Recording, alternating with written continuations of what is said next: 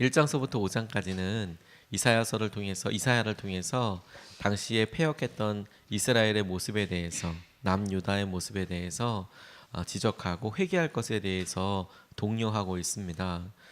그가 하나님께서 하실 약속을 이렇게 바라보고 너희들이 얼마나 패역한지에 대해서 정말 이렇게 피를 끓는 그런 마음으로 외치다가 6장에서 자기가 왜 그렇게 하나님의 말씀과 하나님의 마음을 대변하는지, 어떻게 그런 계기가 되었는지 가장 중요한 하나님을 만나고 체험했던 그 순간을 묘사한 장면이 오늘 우리가 읽었던 본문 말씀입니다.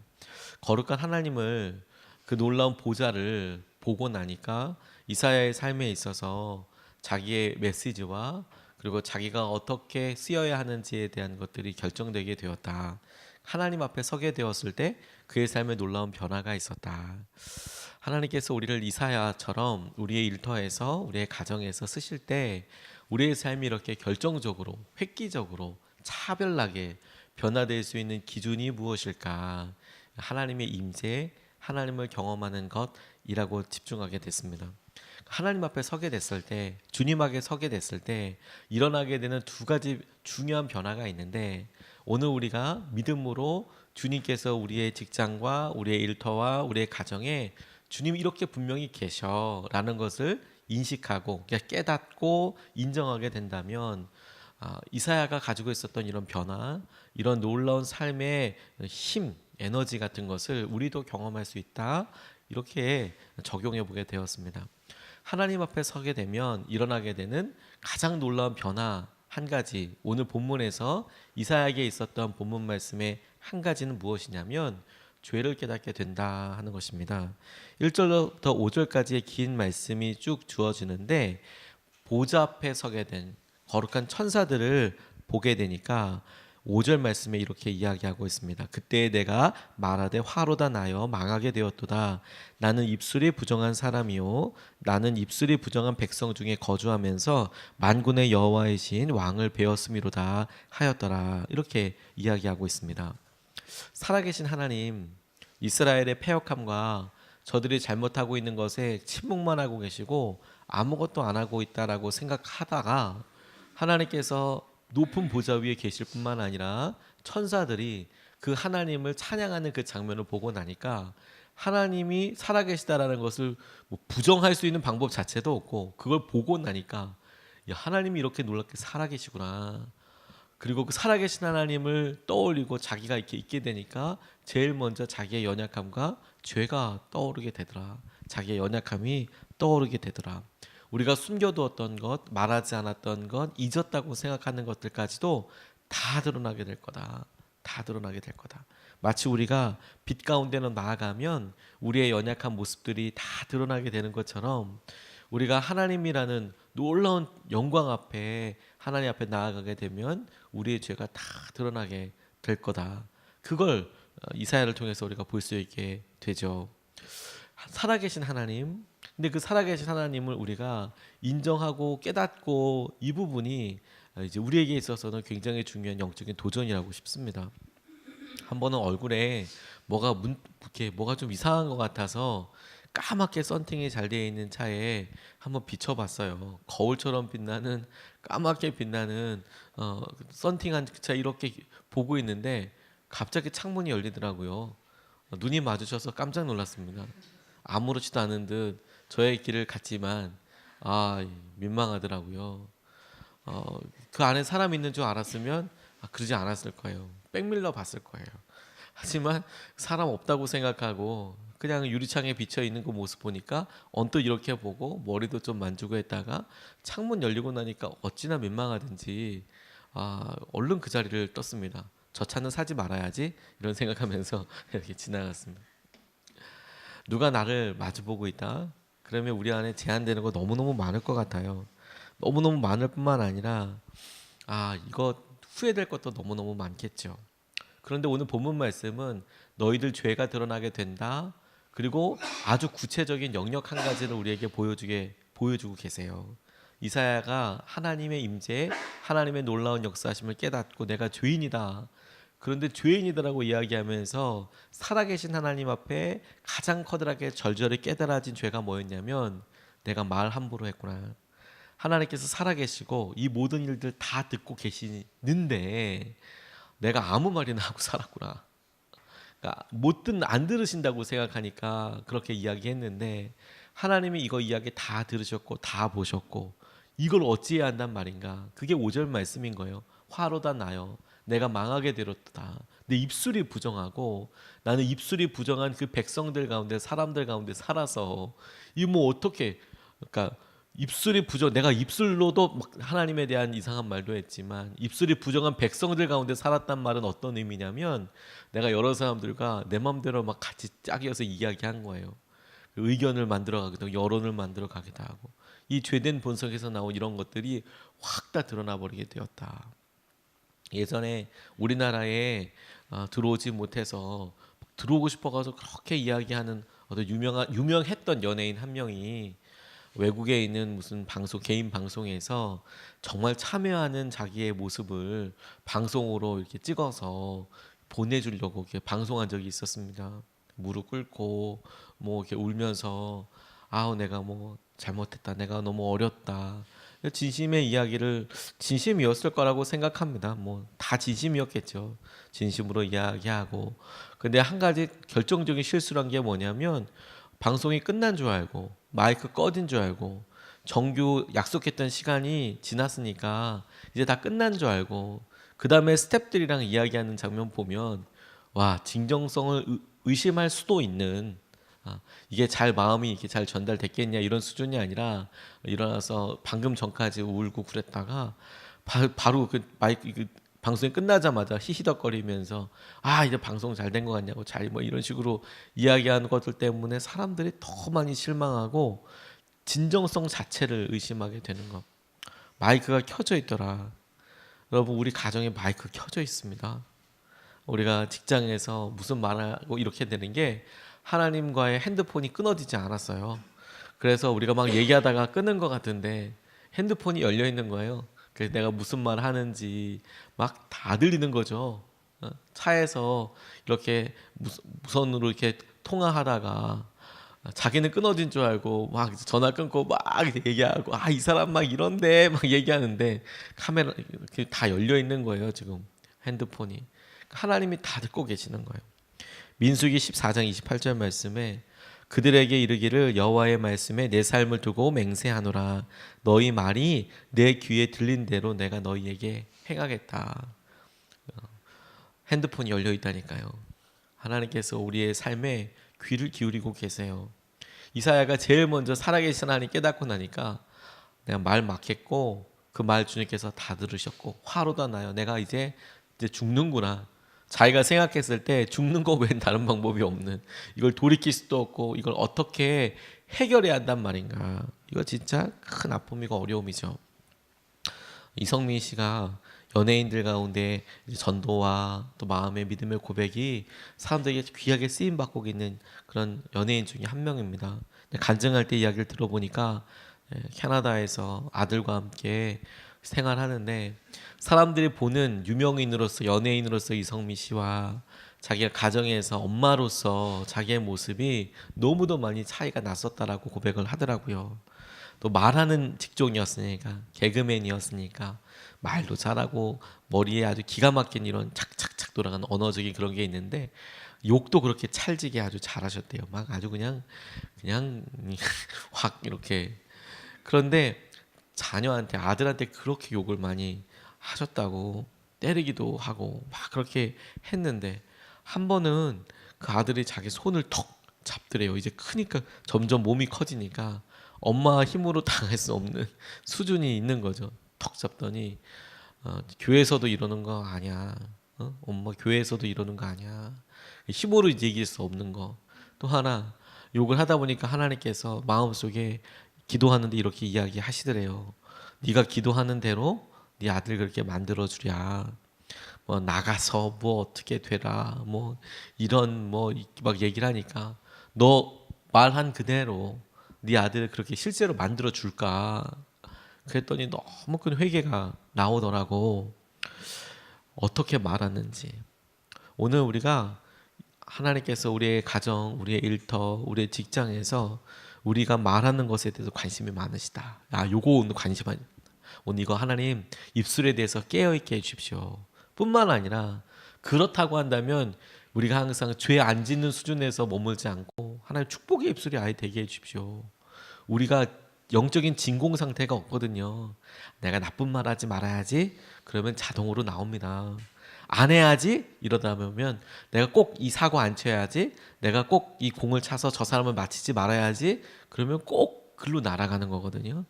그땐 거꾸로 내가 축복의 말을 계속하고 하나님을 인정하는 말을 계속하고 내가 전도의 통로가 되는 게, 내가 축복의 통로로 쓰임 받는 게 내 말에서 아무 말이나 막 안 나오는 유일한 방법이 될 거예요. 막 흘려보내는 거죠. 셈에서 하나님 사랑합니다, 축복합니다.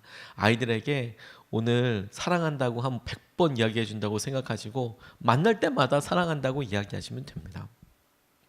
두 번째로 이사야가 하나님의 놀라운 영광과 은혜를 경험하게 됐을 때 그에게 일어나게 된 변화가 뭐냐면 자발적으로 하나님의 일을 해야겠다라는 생각이 들었어요. 자발적으로 하나님의 일을 해야겠다. 8절 말씀에 보니까 내가 또 주의 목소리를 들으니 주께서 이르시되 내가 누구를 보내며 누가 우리를 위하여 갈꼬 하시니 그때 내가 이르되 내가 여기 있나이다 나를 보내소서 하였더니, 이렇게 말씀하셨어요. 하나님께서 네가 가라 이렇게 이야기하신 게 아니에요. 야, 네가 좀 가. 너 이제 회개했으니까 너 이제 철 좀 들어서 네가 가라 이렇게 말씀하신 게 아니라, 죄를 짓고 아무 말이나 막 할 때는 그렇게 들리지도 뭘 해야 될지도 몰랐던 그에게 하나님께서 마치 혼잣말인 것처럼, 마치 그냥 말씀하시는 것처럼 이 패역한 백성들을 놓고 누구를 보낼까? 누구를 보냈으면 좋겠나? 이렇게 이야기하시는 음성이 들리는데 이사야가 바로 나를 보내주십시오. 내가 가겠습니다. 라고 반응하더라는 거죠. 와, 이런 변화가 어떻게 있을까요? 느헤미야가 자기의 고향에 있는 예루살렘 성벽이 무너져 있다라는 것을 동생 하나냐를 통해서 들었습니다. 하나님께서 그러니까 네가 가라. 네가 가서 성벽 좀 쌓아라. 이렇게 말씀하신 게 아니고 성벽이 무너져 있다는 이야기를 듣고 그가 눈물로 기도하며 그의 마음속에 소원 한 가지가 생겼어요. 지금 자기 형편으로는 느부갓네살 왕의 술 맡은 관원장으로 아무것도 할 거 없지만, 할 수 있는 일이 별로 없어 보이지만 기도하기 시작했어요. 저성 쌓게 해주십시오. 저성 쌓도록 제가 가든지 누가 가든지 하는 저성 내가 쌓게 해주십시오. 그런 자발적인 마음이, 하나님을 향하여서 일하고 하나님을 향하여서 뭔가 하려고 하는 마음이 느헤미야 가운데 들었어요. 그가 하나님의 임재, 하나님의 역사하심을 분명히 경험했기 때문이다 라고 생각하게 됐습니다. 이사야 가운데 살아계신 하나님 지금 내 앞에 계시고 그분의 소원이 있다는 것을 알게 됐어요. 그런데 어떻게 그 일에 가만히 있게 되나요? 그 일을 내가 하게 해주십시오. 왜? 살아계신 하나님께서 그 일에 대한 간절한 소망을 알게 하실 뿐만 아니라 그 일의 열매에 대한 영광도 보게 해주시거든요. 그 대가가 얼마나 놀라운 건가. 제가 제자 훈련 한번 할 때 대기업 다니시는 분과 함께 한 적이 있었습니다. 대기업 다니시는 분들과 제자 훈련 여러 했는데요. 제가 그분을 기억하는 게 뭐냐면, 비교적 젊으신 나이인데 저는 그분 통해서 말로만 듣던 걸 처음으로 봤습니다. 이제 뭐냐면 대기업에서 임원으로 이제 될 사람으로 찍는데요. 저 그런 소문만 들었거든요. 이렇게 탁월한 사람들이 이렇게 있으면 임원이 될 사람, 그러니까 이제 이사 올라가고 이렇게 상무, 전무 이렇게 올라갈 수도 있는. 근데 어쨌든 너는 임원 될 거야라고 미리 알려준대요. 되게 신기하더라고요. 그래서 이제 거기에 맞는 교육도 시킨답니다. 그리고 거기에 맞는 보직도 가게 하고 거기에 맞는 프로젝트들도 맡긴대요. 미리 알려주고. 좀 신기하죠. 그렇다고 하니까 되게 이제 궁금한 거죠. 이분 열심히 하실 거고, 저는 직장에서 어떻게 하는지는 잘 모르죠. 전 교회에서만 뵈니까 아주 젠틀하고 아주 좋은 분이었습니다. 근데 이제 우연히 질문 한 가지를 하게 됐어요. 만약에 회사에서 어려운 일, 힘든 일, 그리고 일을 엄청 많이 맡기면 어떨 것 같냐? 이런 제 예상된 대답은 회사 그만두든지 왜 이렇게 힘들게 나만 가지고 그러냐, 이제 이런 식의 대답을 할 거라고 생각했어요. 어려운 일, 힘든 일, 그 엄청 많은 일을 나한테만 시키면, 본인한테만 시키면 어떨 것 같냐. 근데 야, 그분이 전혀 의외의 대답을 하시더라고요. 진짜 얼굴색 하나 변하지 않고, 저는 제 생각에는 당연히 어렵지요. 이 자리는 제가 있어야 될 자리가 아니죠. 이런 생각의 말을 할 거라고 생각했거든요. 근데 그분이 전혀 다르게 뭐라 말씀하시냐면, 그러면 고맙지요라고 이야기하더라고요. 와, 진짜 깜짝 놀랐어요. 그러면 고맙지요 이렇게 얘기를 하는 거예요. 그래서 뭐가 고맙냐고, 나만 일 다 하는데. 그러면 고맙죠. 그러면 인정도 받고, 그리고 고가도 있고, 자기는 당연히 거기서 이렇게 승진해야 되고, 자기 마음속에는 임원이라는 게 뭐 어디까지 올라갈지는 모르지만, 그래도 임원 너 될 거야라고 얘기하니까 할 수 있는 최대한 올라가고 싶은데, 지금 내가 이렇게 어릴 때 그렇게 중요한 일, 힘든 일, 말도 안 되는 일, 이런 많은 일 시켜주면 고맙죠. 그러면 내가 어디까지 올라간다는 걸 알게 되는 거니까, 사고가 없다면 알게 되는 거니까. 야, 제가 그 얘기 듣고 생각을 바꿨어요. 이거 고마운 거구나. 왜 그럴까? 그 일에 대한 열매를 알기 때문이에요. 그 일에 대한 영광을 알기 때문이에요. 그러니까 후회될 게 없는 거예요. 감사하죠. 그러면 내가 더 하죠. 일 안 줘서 못 하죠. 와, 이렇게 이야기하더라고요. 하나님께서 우리에게 자신이 하는 일에 대한 가치 알고 있기 때문에 일하게 되는 그런 귀중한 시선을 제게 그분을 통해서 보여주셨다고 생각하게 됐습니다. 하나님 나라 갔을 때 여러분, 무엇으로 우리가 인정받는다고 생각하세요? 하나님께서 시키신 일, 하나님 시선에 꼭 필요한 일 때문에 하나님께서 보게 하시지 않을까 싶어요. 근데 평가를 받을 때요, 두 가지 기준이 있더라고요. 하나가 모든 사람들이 보기에 정말 귀하고 중요하다고 생각하는 일을 하는 거. 와, 대단하다. 이런 평가를 하나 받을 수 있어요. 근데 그런 일은 불행히도 그렇게 많지 않습니다. 어떤 조직이나 이런 게 움직일 때. 근데 또 다르게 굉장히 중요한 포인트를 받을 수 있는 게 있어요. 뭔지 아세요? 리더십이, 앞에 있는 상사가 중요하다고 생각하는 일이 있어요. 그런데 밑에 따라가는 사람은 그게 별로 안 중요해 보여요. 세상 없이 귀찮고, 세상 없이 사소한 일인 것 같고, 세상 없이 누구나 다 할 수 있는 일이라고 생각하는 일들이 있어요. 그런데 그 일을 시키는 사람한테는 너무너무 중요한 일이 있는 거예요. 너무너무 중요한 일. 그래서 그 일 누가 좀 해줬으면 좋겠다. 그 일을 좀 믿고 좀 맡겨줬으면 좋겠다. 그리고 그 일이 그냥 페이퍼 종이 서류 정리하는 거 이런 것처럼 보이지만 너무 중요해서 아무한테나 맡길 수도 없어요. 근데 그런 일을 하는 사람 나쁘게 볼 수가 없거든요. 근데 그런 일은 너무 많은 거예요. 너무 많은 거예요. 그냥 똑같은 점수와 시선과 소중한 사람이 되거든요. 하나님 시선에도 똑같다고 싶어요. 뭐 큰 교회를 하는 게 꼭 뭐 큰 일이라고, 큰 믿음이라고 할 수는 없지만, 그런 일을 할 수 있는 사람은 몇 사람 안 될 것 같아요. 선교지에 나가서 엄청난 하나님의 일을 하는 사람 너무 귀하고 소원하지만, 간절히 원하지만 그런 일이 일어나기를. 근데 모든 사람이 다 그렇게 하는 것 같지는 않아요. 할 수 있는 것 같지도 않고요. 특별한 은혜와 은사가 있는 사람들이 할 것 같아요. 그런데 우리가 교회에서나 가정에서 하나님이 정말 중요하다고 생각하는 일들이 있으시다는 것을 알게 됐어요. 똑같겠구나. 그걸 중요하다고 하나님께서 점수를 보게 하시겠구나. 근데 자발적으로 내가 그 일에 대해서 하겠다, 하고 싶다. 하나님께서 순종과 주님의 마음을 되게 보게 해주세요. 만약에 여러분들 가운데 하나님께서 왜 나한테만 이런 일을 시키냐, 맨날 다른 사람한테는 안 하고, 우리 남편한테도 아내한테도 안 시키고 자녀들한테도 안 시키고 부모님한테도 안 시켰는데 왜 나한테만 이런 일 시키냐라고 생각되거든. 기뻐하셔야 돼요. 하나님 시선으로 보더라도 이 땅에 이렇게 봤을 때 다른 사람들은 다 뺀돌 뭐 이렇게 맡기면, 저 사람을 보내주세요 하나님, 저 사람이 딱이에요, 저 사람이 기름 부으심을 받았어요 아예 그 일에, 이렇게 생각하지만, 그렇게 뺀돌 거리는 사람도 있지만 하나님 이렇게 보시기에 다른 사람은 몰라도 그 사람에게 말하면, 너에게 말하면 얘는 절대 배신 안 할 거야. 얘는 그걸 꼭 할 거야. 아무튼 말만 하면 딴 사람은 몰라도 이 사람은 꼭 할 거야. 그런 사람이 한두 명은 있지 않겠습니까? 그런 사람을 하나님이 충성된 사람이라고 불러주세요. 자발적으로 하나님 내가 알 수 있느냐. 하나님의 임재 가운데 우리가 주님께서 우리에게 도전하시는 것을 보고 붙잡고 나아가는 하루 되시길. 끌려가는 게 아니라 하나님 제가 그 일 한번 해보겠습니다. 기꺼운 마음으로 주 앞에 쓰임받는 하루 되시기를 축복합니다. 두 가지의 말씀을 나눴어요. 하나님의 분명한 임재 누리게 된다면 내 죄에 대해서, 특별히 입술의 죄에 대해서 우리가 조심하게 될 텐데, 그냥 조심하는 수준이 아니라 축복의 통로가 되자. 뭐 쓸데없는 뭐 생각이 들어가지 않도록.